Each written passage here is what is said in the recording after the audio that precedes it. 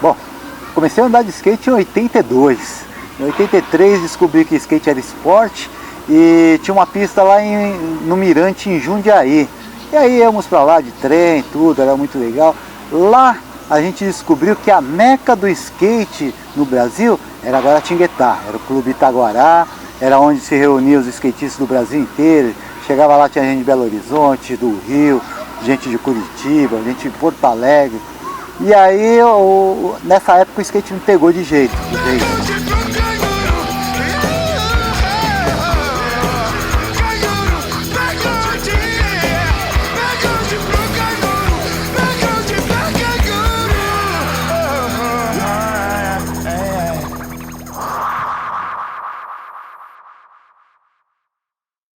Uma vez por mês, trabalhava de office boy na época, uma vez por mês, sempre após o pagamento, a gente ia, eu mais 4 amigos do meu bairro, íamos para Guaratinguetá.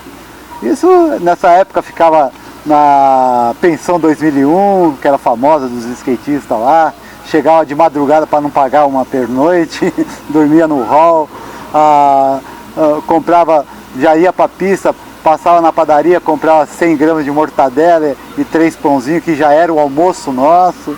Era na aventura mesmo nessa época, muito bom. Era tudo Durango, né? Nos anos 80 ninguém tinha dinheiro, era aquela massa falida, né, toda, aquela inflação louca. Eu participei do Street de 87, né? Na verdade, tipo, quando eu comecei a andar de skate em 83, 84. Aí a gente ia pra lá assistir os campeonatos que tinha, 84, 85. E eu fui competir quando teve o de 87, que o Tron foi campeão.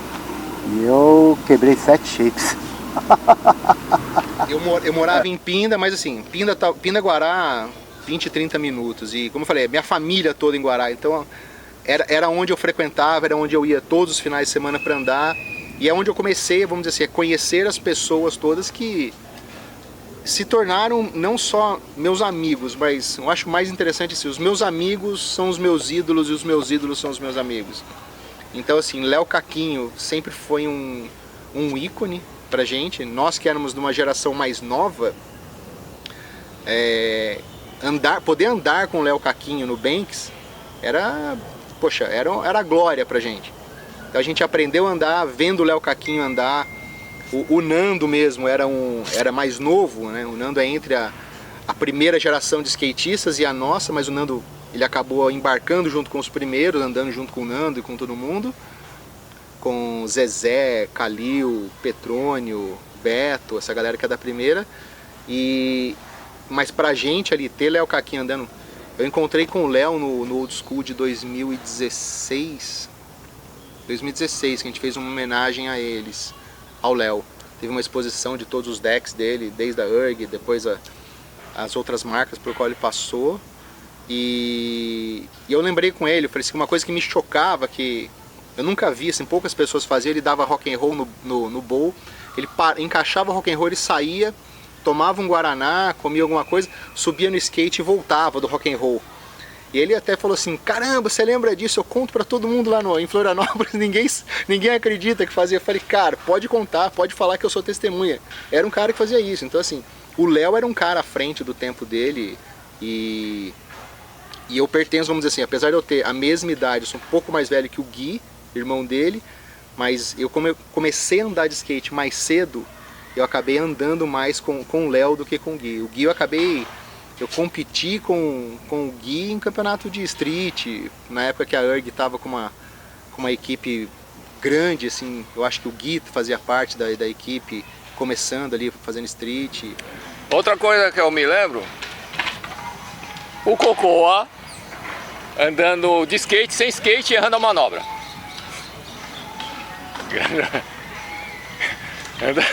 Andando de skate, ele fez uma linha sem skate e errou a manobra, né? Então eu fui praticamente, acho que nas 3 primeiras, no começo de Guará. Aí começou a ficar meio monótono pra mim, era os carioca ganhando, o pessoal olhava pra minha cara, assim, em pista, né? Não no estilo livre, né? O pessoal olhava pra minha cara, eu olhava... Lembro o Marcelo Neiva, dando uns rock and roll slide no Banks, assim, enorme, quase tomando todo o Banks, a linha do Banks. Mas não me lembro muita coisa, mas era... Toda vez que eu ficava sabendo, era briga, era treta. Aí eu se perguntava onde você dormia, os caras debaixo da ponte, onde você tava, pulei a janela e entrei no quarto do outro lá, os caras liberaram. Você era juiz. Juiz, você não pode sair do lugar.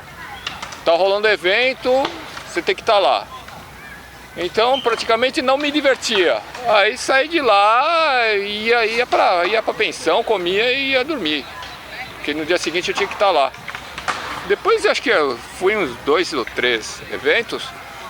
Aí eu parei, eu falei, quer saber de uma coisa? Vou andar de skate. Aí eu vinha pro Ibirapuera e ficava andando de skate. Ibirapuera nessa época ficava mais vazio, né? O pessoal se mandava tudo pra lá pra Guará. Então eu vinha pra cá. Aí eu ficava sabendo as novidades quando os caras chegavam. Eu falei, e aí, Guará, o que foi? Aí tal, os caras me avisaram. Então, aí... E lá foi palco de um monte de coisas engraçadas, divertidas, né? Primeiro que durante a semana não tinha skatista lá, né?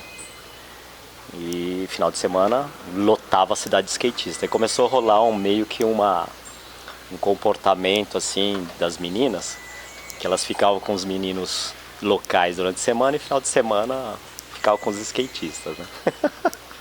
Isso gerou um gargalo assim muito forte, né? Porque o pessoal começou a não gostar muito da presença do skatista lá.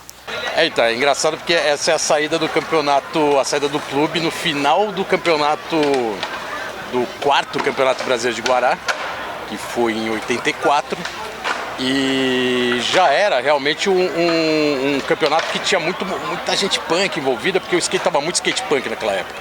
Então ele já estava deixando de ser o skate surgindo das cinzas dos anos 80, no começo dos anos 80, e estava começando a ter essa postura mais punk. E Guará estava concentrando toda essa galera do Rio de Janeiro, de São Paulo, era skatista punk, era do movimento punk, era músico punk. Começou a virar um centro de encontro cultural e esportivo do interior do estado de São Paulo. Assim.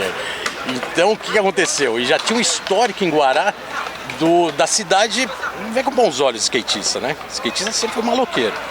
Naquela época era mais ainda. O punk surgindo no skate. Tudo sem grana.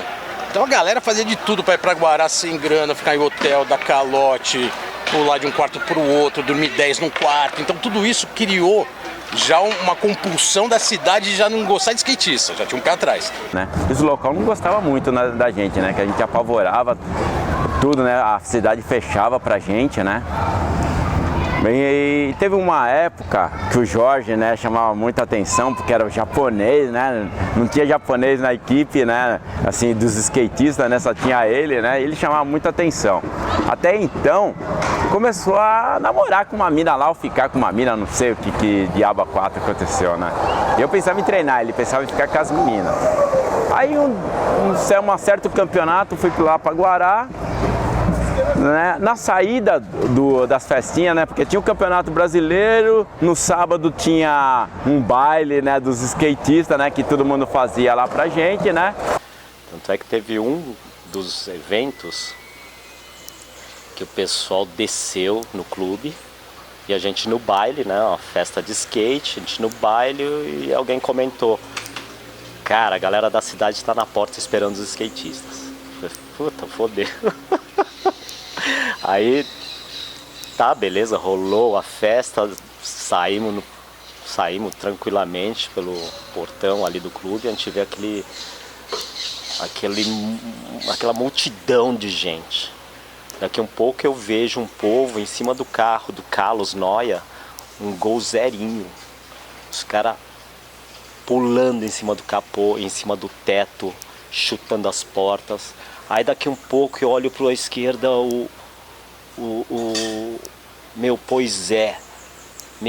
dando porrada num monte de gente, ele folgando num monte de gente, os caras querendo bater nele, ele não deixava, ele esquivava, dando porrada. E o Márcio, vamos lá. E à noite tinha quebrar pau com os caras local, entendeu? Os caras, não, Ah, a gente vai esperar os skatistas lá fora, porque os skatistas estão pegando as nossas meninas daqui, né? Então vamos bater em todo mundo, porque apanhou, pois é, apanhou, todo mundo apanhou lá, né? Eu não apanhei porque nunca tenho mulher nenhuma, né? Então eu ficava só na minha. Aí chegamos uma certa vez, a gente foi andar lá em Guaratinguetá, né? Eu não tava sabendo de nada, tava na padaria tomando café. Chegou um cara e falou assim, vamos pegar aquele japonês lá, porque ele ficou com a mina de não sei quem e tal, vamos pegar. Eu tomando café, né? Eu do lado do Jorge.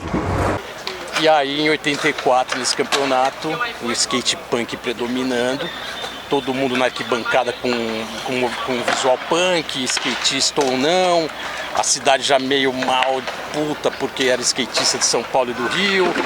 E aí tinha uma personalidade que era evidente no meio de toda essa galera na arquibancada, que o nome dele é Alexandre Poisé, e o cara lá, folgando do jeito dele, irreverente, cabelo pra cima, quase 2 metros de altura, alfinete na boca, tirando onda, mulherada pagando pau, e o clube ali, o campeonato rolando, e todo mundo da cidade vendo essa cena com um monte de galera do skate tumultuando.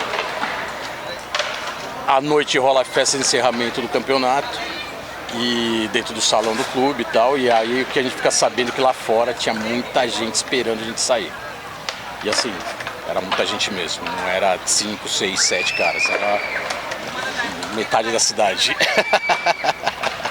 Aumentando a história, era muita gente, e a gente ficou lá dentro esperando todo mundo sair junto para entender o que estava acontecendo. E aí a hora que abre o portão, depois não dava mais para ficar lá dentro, tinha que ir embora. Quando abre o portão, tava metade da cidade do lado de fora esperando os skatistas saírem. Nessa o Poisé olhou e falou assim, eu vou ter que passar por todo mundo, vou ter que sair dando porrada em todo mundo. E como ele era grandão e tinha presença, a hora que abriu o portão, ele foi passando do meio de todo mundo, ele saiu socando todo mundo. Foi rodando a mão, né, skate punk, fogo, batendo em todo mundo. Só que nessa que ele foi batendo, ele também foi tomando e foi abrindo o corredor. Só que foi abrindo o corredor e o resto da galera de skate, metade se escondeu. E aí a hora que eu olhei pro lado, tava o Salada correndo atrás de um cara. E eu comecei a correr atrás desse cara, que era o Salada, porque tinha outro cara correndo atrás do Salada pra bater. Então começou a correr um atrás do outro. Vamos lá.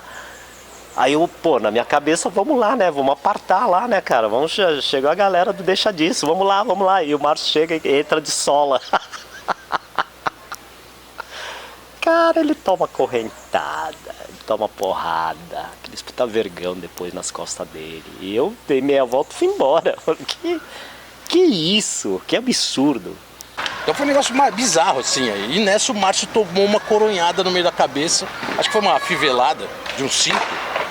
E era a equipe Mad Hats. Era eu, Salado, Márcio, Poisé. Então assim, a gente era uma galera tudo unida ali, porque a gente tava todo mundo no carro do Márcio, que era uma rural velha. E aí não tinha muito como a gente se desvincular um do outro. Então todo mundo meio se ajudou a sair desse tumulto. Só que o Márcio tava puto, como uma hematoma na cabeça gigante. Sério, era hematoma assim de uma porrada, chorando, puto da vida. E o Márcio sempre foi um cara que lutou com o Gifu. Então na cabeça dele era assim, quem me bateu, eu quero revidar. E nessa, puta, galera, a gente correndo e todo mundo entrou no carro. Conseguiu fugir, vamos pro carro, e o Márcio chorando, ele pegou o carro, a gente começou a sair da frente do clube. Na frente do clube era uma praça, né? Tem uma rotatória. E aí ele, vou atropelar todo mundo, chorando, com a cabeça cheia de sangue assim, vou atropelar, e dando a volta na praça pra voltar, a gente olhou e falou, só tem primeira marcha esse carro, cara, você não vai conseguir atropelar e sair correndo. Isso até o João, que é o cara mais velho que tava com a gente, falou. Aí o Márcio passou por todo mundo de novo, todo mundo olhando pra gente assim, tipo filme. O carro vindo na direção de todo mundo, de repente o carro vira e foi embora. E aí eu fiquei sabendo que o Tommy tava muito mal, que ele tinha caído de cima de um carro, e a gente foi pro hotel. Aí tava eu, uma galera tal, de repente lá no centro, indo pro Royal. Aí para um Fuquinha assim, e olha lá o japonês, skatista, não sei o que, pega ele. Eu saí correndo. Eu nem sei quem tava do meu lado, sempre correndo em direção ao Urânio. A gente entrou na rua do Urânio e a ruazinha dava de cara pro hotel. E a janelinha do lado da portaria era onde a Cecília tava. E eu vi ela na janela, falei assim, aliás, eu sabia que ela tava lá, falei, Cecília, ela abriu a janela e falou, os caras estão atrás de mim. Eu pulei a janela, com tudo, e caí em cima do Tommy, que tava deitado, já tava fudido. Eu quebrei a cama com ele em cima. Foi a coisa mais... Nossa, cara.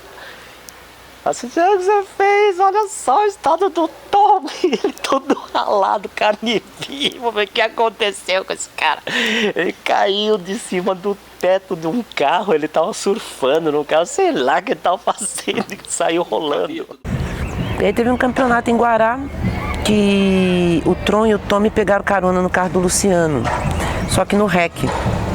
O carro já estava cheio, eles foram pro teto.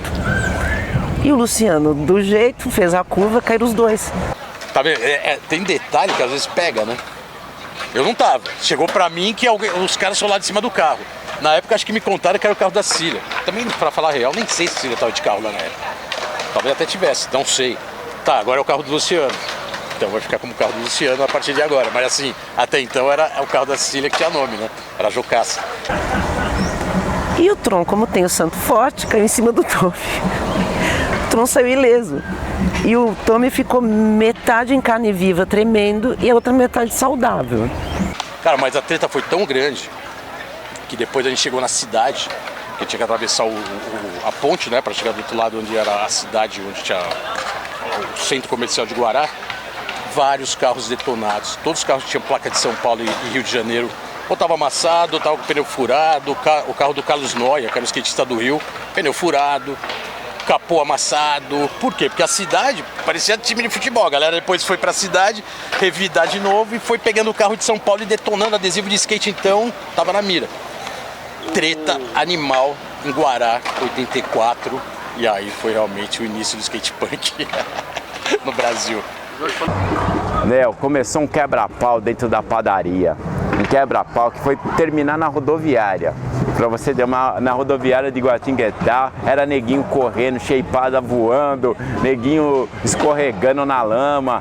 Foi um quebra-pau que o Jorge quase morreu lá, entendeu? Quase, ele sabe dessa história, ele dá risada, entendeu? Até quase facada teve, pra você ver o estado que a gente fazia lá em Guaratinguetá. Foi legal, foi uma parte, se a gente for ficar contando tudo que aconteceu, entendeu? Detalhe por detalhe, vocês vão dar muita risada. Então eu resumi para ver se vocês entendem um pouquinho. Maluco, a gente teve que chegar na cidade, ficar no hotel que essa galera não sabia onde estava. Assim, é uma história para mostrar como o campeonato tomou uma proporção gigante. E Guará realmente ele foi o celeiro da retomada do skate no Brasil. Nos anos 80, começo dos anos 80, o skate já estava quebrado, já não existia muito mais e veio retomando e puta mérito, né? Do pessoal de Guará por ter criado o evento, por ter feito as pistas, por mais que o clube não gostasse da gente, por eles a gente era bem-vindo, né? Porque era de São Paulo, Rio e outros estados, mas a cidade do interior ficou em pânico. Ai, caramba. Essa foi uma delas, né? Nossa, essa daí foi a pior. E teve mais coisas, né? Teve uma vez que eu saí do baile também. Aí daqui um pouco, tô com o pessoal local. Ah, vamos parar, comer um hot dog. Aí para um carro, assim, um opalão preto. E comenta, cadê os skatistas? Cadê os skatistas? Eu ali na barraca de cachorro quente, quietinho, comendo meu hot dog. Aí um aponta, acabaram de descer. Tchuliba, Negão, Jorginho, um dos caras mais tranquilos. Cara, os caras saíram cantando pneu em direção aos caras, saí correndo atrás, pegar um pedaço de pau, cheguei na esquina, os caras estavam ali batendo boca, mas saíram andando. Aí eu voltei pro barraca de cachorro quente, joguei o pau lá no meio do caminho, tô lá comendo, os caras voltaram, o carro voltou, saiu um monte de gente dentro e o filho da cagueta do lado falou assim, o japonês foi atrás de vocês com um pedaço de pau.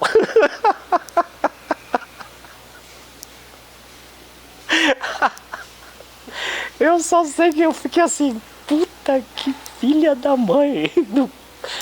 Acho que foi o próprio vendedor do cachorro quente que falou, cara, que dedou ali. Eu falei, nossa, não, deixa disso, pô, achei que vocês iam bater nos meus amigos, cara, entendeu? Fui sim, e aí? Né? vocês estão em monte, eu tô sozinho, né? E é aquilo, cara, bem um de cada vez. Que antigamente a gente meio que blefava, né? Que dava certo, né? Eu comprei muita briga por causa dos caras, tem histórias boas pra contar. Ó, eu vou te contar uma boa que não envolve mulher, mas foi uma das coisas mais legais que eu vi, que você provavelmente vai falar com o índio, ou já falou com ele, mas foi uma vez a gente tava andando e por causa de vez em quando a gente se pega por causa de vez mesmo. Agora, como nós todos old school, tá todo mundo um pouco mais gentil. Mas antigamente tinha uma faquinha no dente, sim, tinha muita testosterona no jogo. E de vez em quando saíam uns pegas de leve, mas saíam em função das brigas de borda de pista, que não era uma briga. Ah, parou e cada um andou, daqui a pouco os caras estavam tomando cerveja, não saía daqui. E aconteceu com o índio.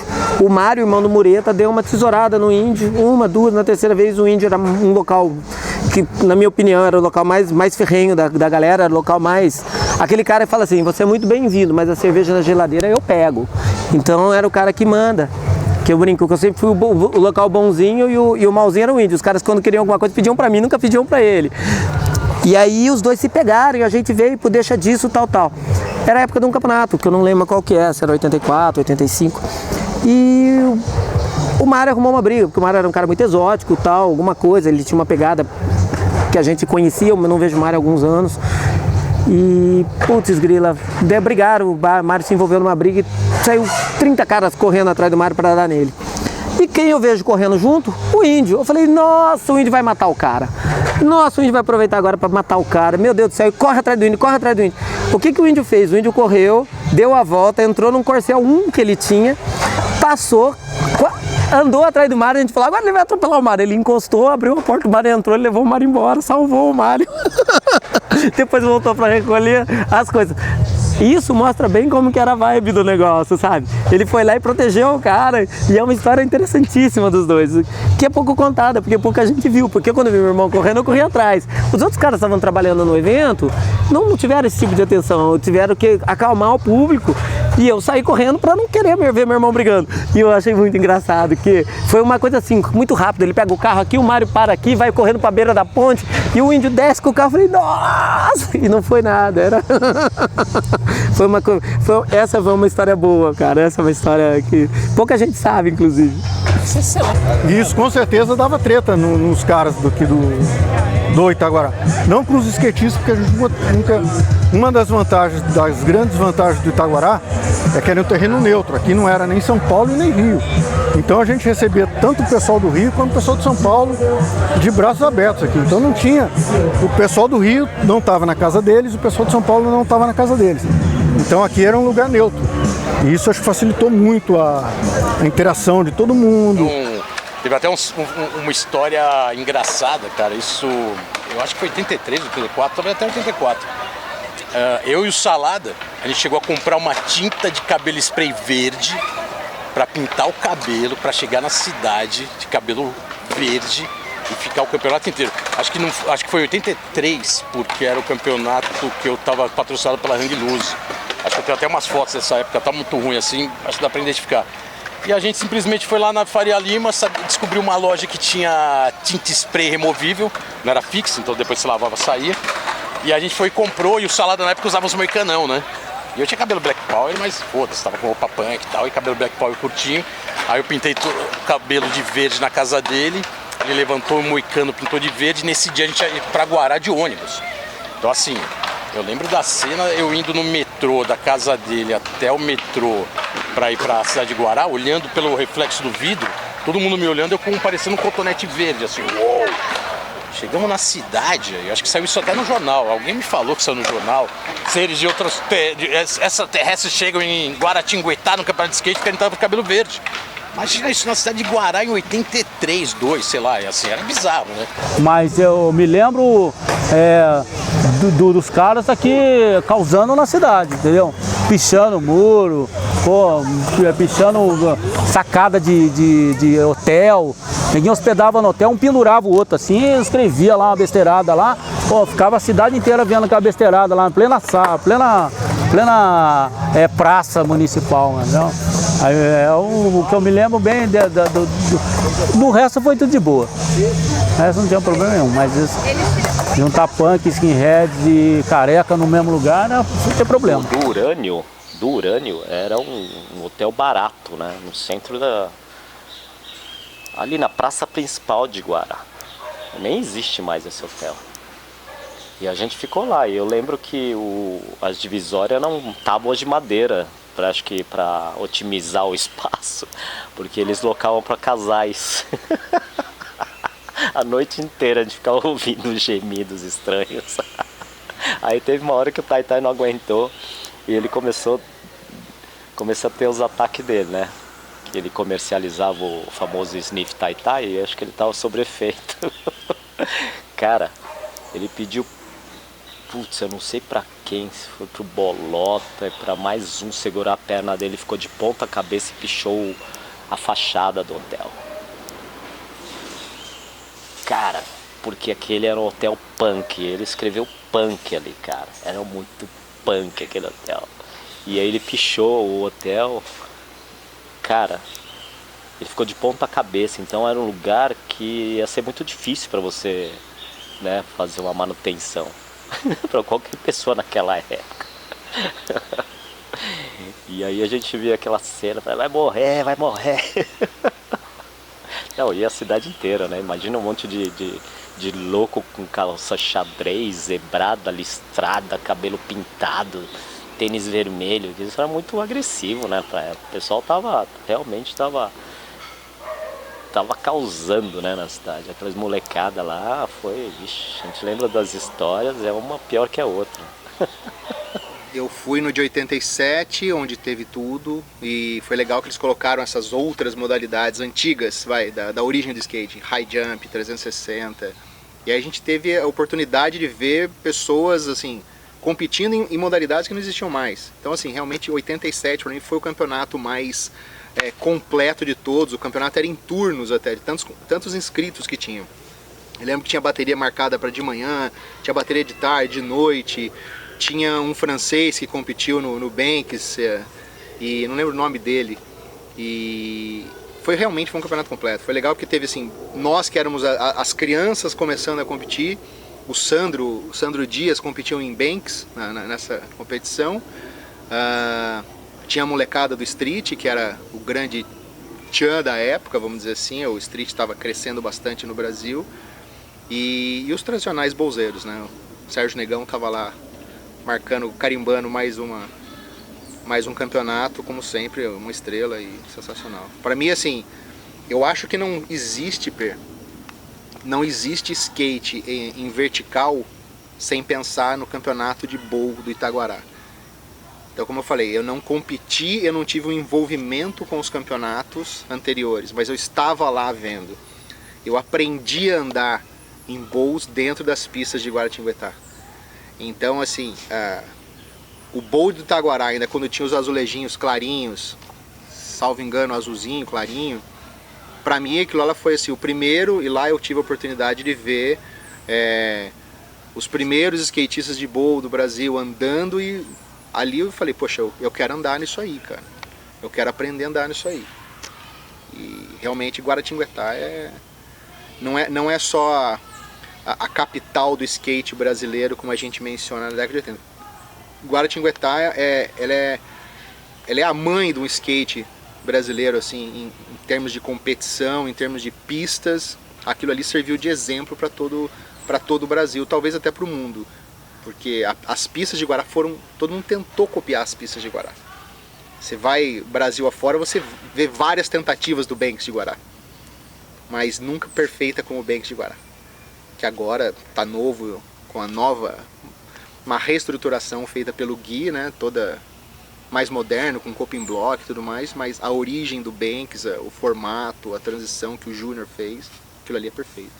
E o bowl também, né? O bowl não tem... É incrível. Sim, nessa época aí era a época de saltar rampa, né? Então a gente tinha aquelas manobras no footage, por exemplo, two footage, né? Não sei o quê.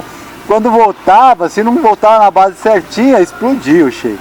E eu voava alto, né, nos aéreos, então era sempre aquela coisa, né? Quando voltava, se não voltasse na base, perdia o shape. Eu lembro que acho que foi 7 shapes Inclusive um foi emprestado. Quando chegou a minha vez de andar, já não tinha skate, ninguém queria me emprestar, porque sabia que eu era o destruidor de shape. Não, eu lembro que em 85 aconteceu um negócio muito engraçado. Eles colocaram o Mike McGill no cartaz. E a promessa é que o Mike McGill viria para o campeonato para andar.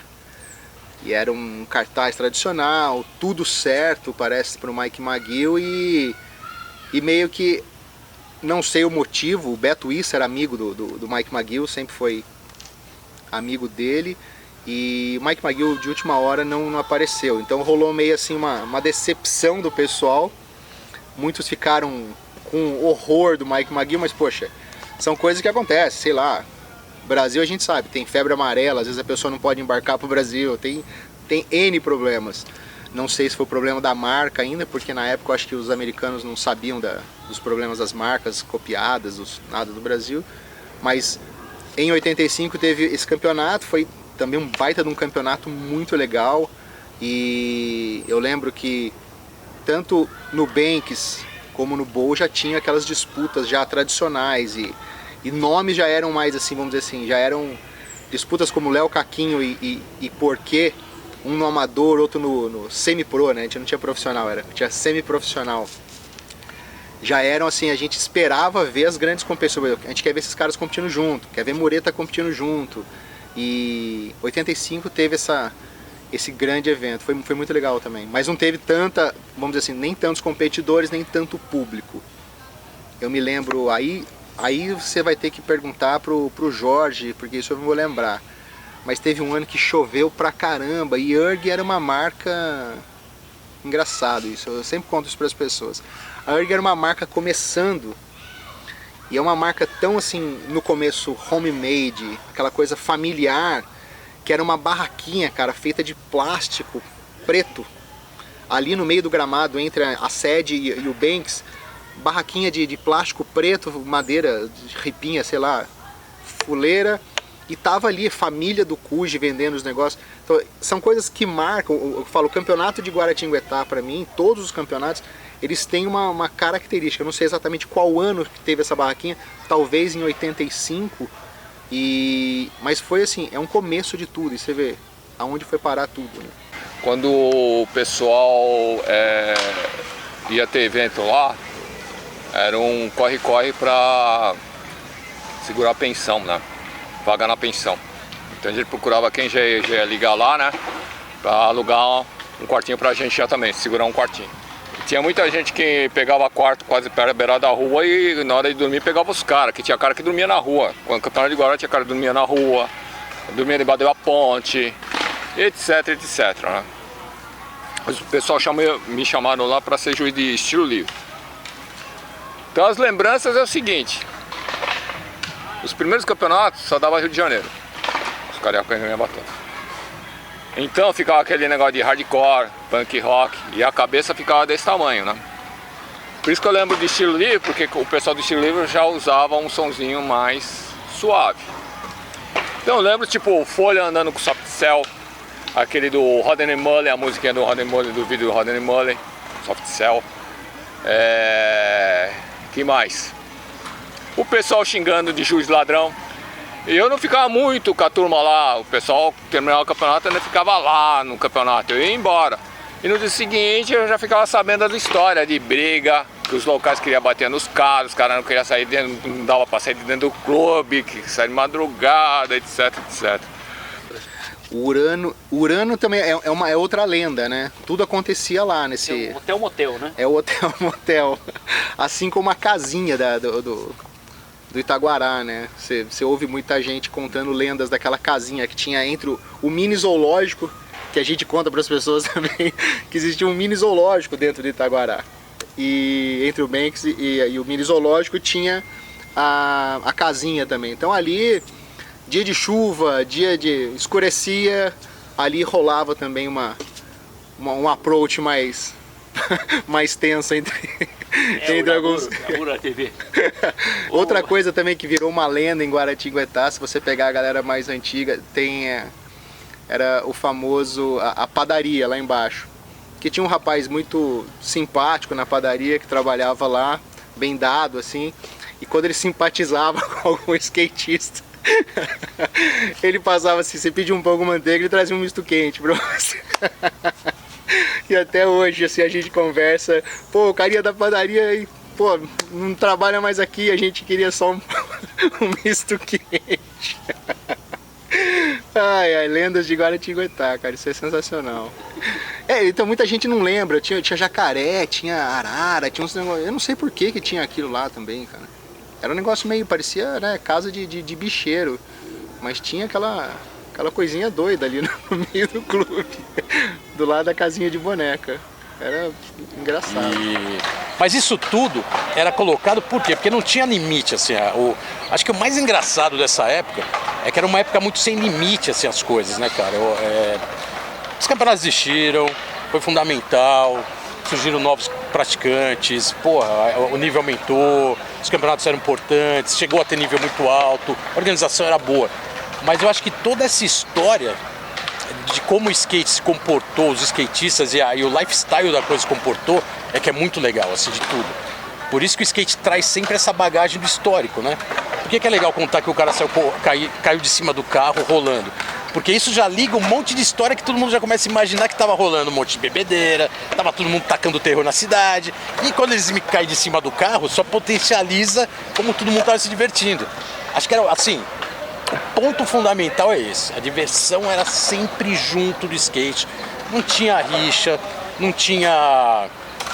Tinha uma ou outra contestação, se o campeonato o cara correu, ganhou, perdeu. Tinha os caras mais competitivos. Mas o grande lance era a diversão. Então, a evolução dos caras lá fora, por terem mais pistas do que a gente, mais lugares para andar, então a gente tomou uma distância muito grande. Depois que a gente perdeu as pistas em São Paulo, a gente ficou à deriva. Guará nos salvava, mas não era suficiente para a gente evoluir quantos caras lá fora estavam evoluindo. Porque a transição era uma coisa muito nova. Não existia transição até 77. Não existia. Nasceu o Evi Parque e a gente viu pela primeira vez uma transição com vertical. Um paredão só, que era o do Bolzão. Mas não era o suficiente também, porque você precisava dar continuidade. A gente via o pessoal lá fora, batia numa parede e batia na outra. Aqui não, você dropava uma 45 e pegava um oververt de 5 metros de altura. Então a gente tinha que se acostumar com isso. Aí veio a Wave Cat, que a grande evolução mesmo foi o Wave Cat. Foi assim, absurdo. Só que ela não durou muito, era uma pista particular. O que você quer saber?